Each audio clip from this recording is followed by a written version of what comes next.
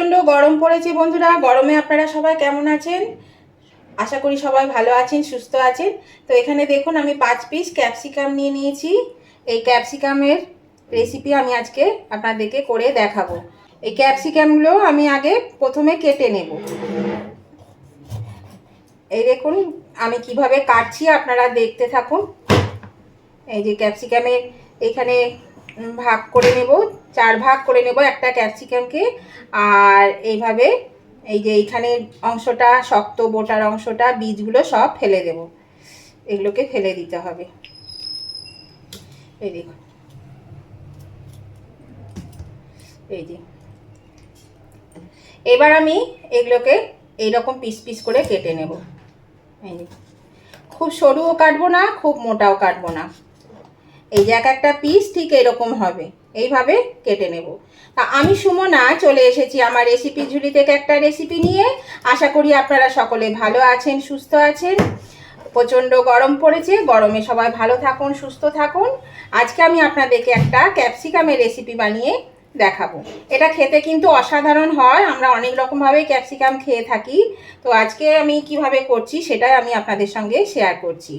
তো চলুন আমি প্রথমে ক্যাপসিকামগুলো কেটে নিই।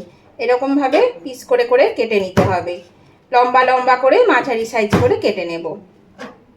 দেখুন আমার ছুরিতে কাটতে অসুবিধা হয় বলে না একটু আমার অসুবিধে হচ্ছে। তো চলুন আমি এগুলো সব কেটে নিই আগে।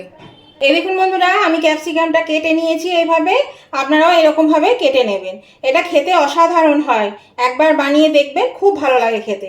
তো চলুন এবার আমি চলে যাব সরাসরি রান্নায়। এই দেখুন বন্ধুরা এখানে একটা প্যান বসিয়ে দিয়েছি আর এই তেল দিয়ে দিচ্ছি। তেলটা গরম হয়ে গেছে। তো এখানে আমি একটু চীনা বাদাম নিয়েছি, চীনা বাদামটা দিয়ে দিলাম। চীনা বাদামটা দিয়ে একটু নাড়বো। আর এটা নাড়তে নাড়তেই দিয়ে দিচ্ছি এখানে একটু কাজু বাদাম, 7-8টা কাজু বাদাম নিয়েছি। দিয়ে দিচ্ছি একটু এখানে আদাকে একটু ছোট করে কুচি করে নিয়েছি, এর আদা দিয়ে দিলাম। দিয়ে দিচ্ছি নারকোল খানিকটা, নারকোলটা অপশনাল, নারকোল থাকলে দেবেন, নাহলে দেবেন না। আর দিয়ে দিচ্ছি এই যে 4 মগজ, 1 চা চামচ মতো 4 মগজ দিয়ে দিলাম। দিয়ে দিচ্ছি এখানে 2টো কাঁচা লঙ্কা, 1টা শুকনো লঙ্কা। এখানে আপনারা কাঁচা লঙ্কার বদলে সবটা শুকনো লঙ্কাও দিতে পারেন। তো এগুলো একটু ভাজবো। আর দিয়ে দেবো এবার আমি এখানে এই যে রসুন, বেশ মোটা মোটা রসুন বলে 5-6 কোয়া রসুন, সামান্য একটু পেঁয়াজ, ছোট পেঁয়াজের 1/3টা পেঁয়াজ। আর দিয়ে দিচ্ছি এখানে টমেটো। এইগুলো দিয়ে আমি এগুলো সব ভেজে নেব, একটু হালকা করে ভেজে নেব। তাহলে চলুন আগে এটা আমি ভেজে নিই। এই দেখুন বন্ধুরা ভাজা হয়ে গেছে, এগুলো আমি সব তুলে নিচ্ছি। এটা তুলে নিয়ে আমি একটু ঠান্ডা করে নেব, ঠান্ডা করে নিয়ে পেস্ট করে নেব। এই দেখুন বন্ধুরা আমি সব তুলে নিয়েছি। আর এখানে অল্প একটু তেল দিয়েছি। এই তেলের মধ্যে কিন্তু এবার এই যে ক্যাপসিকামটা কেটে রেখেছি, ক্যাপসিকামটা একটু ভেজে নেব। মানে হালকা করে একটু ক্যাপসিকামটা ভেজে নিতে হবে। এবং এই ক্যাপসিকামটা আগে ভেজে নিই। আর এর মধ্যে এখন আমি কিছু দেব না, ক্যাপসিকামটাই শুধু ভাজবো হালকা করে।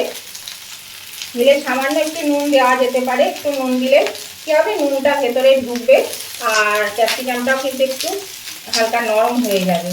সেই জন্য একটু ভাজার পরে নুনটা দেবো, এখন দেব না। এর মধ্যে দিয়ে দিচ্ছি সামান্য একটু লবণ। আর দেখুন ক্যাপসিকামটা ভাজার সময় খুব সুন্দর একটা গন্ধ বেরিয়েছে। ক্যাপসিকামের ভীষণ সুন্দর একটা গন্ধ বেরোয়, আমার ভীষণ ভালো লাগে। আপনাদের কেমন লাগে আমি জানি না।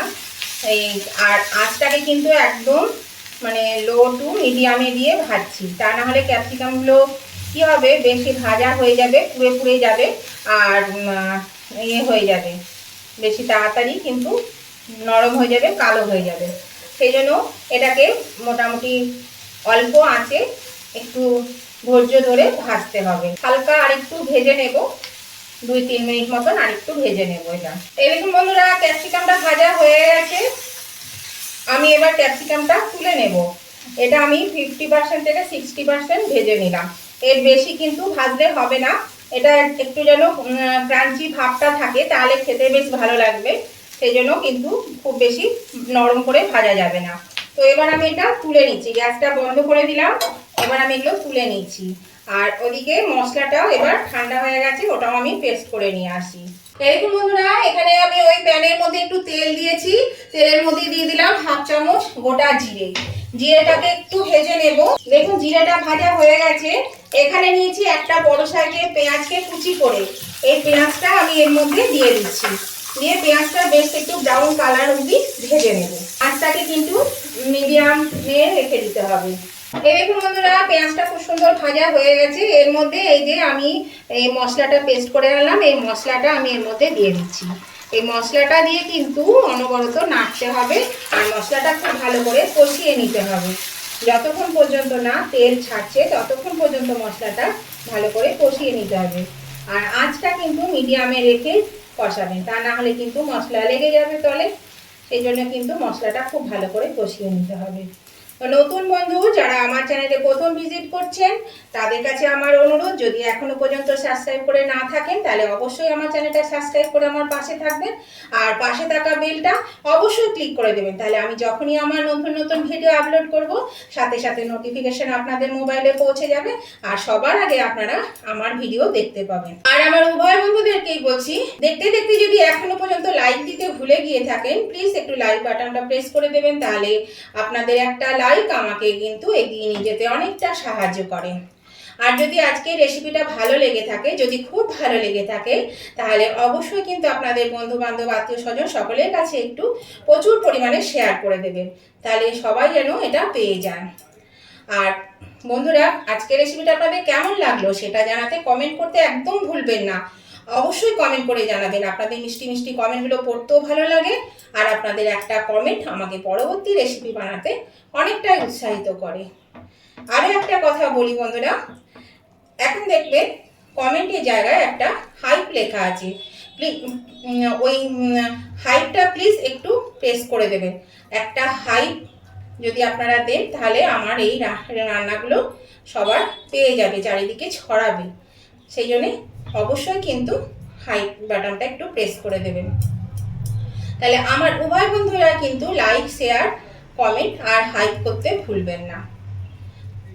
তো চলুন আমি এটা ভালো করে আগে কষিয়ে নিই। এরকম বন্ধুরা মশলা থেকে তেল ছাড়তে শুরু করেছে। এর মধ্যে দিয়ে দিচ্ছি হাফ চামচ ধনে গুঁড়ো, হাফ চামচ জিরে গুঁড়ো, আর দিয়ে দেব ঝাল তো লঙ্কা দিয়েছি, সামান্য একটু কাঁচা লঙ্কা বাটা, আর দিয়ে দিচ্ছি একটু কালারের জন্য কাশ্মীরি লঙ্কা গুঁড়ো, আর দিয়ে দিচ্ছি একটু স্বাদ অনুযায়ী চিনি, আর দিয়ে দেব নুন আর হলুদ, আর দিয়ে দেবো একটু ধনে পাতা কুচি, সামান্য একটু ধনে পাতা কুচি।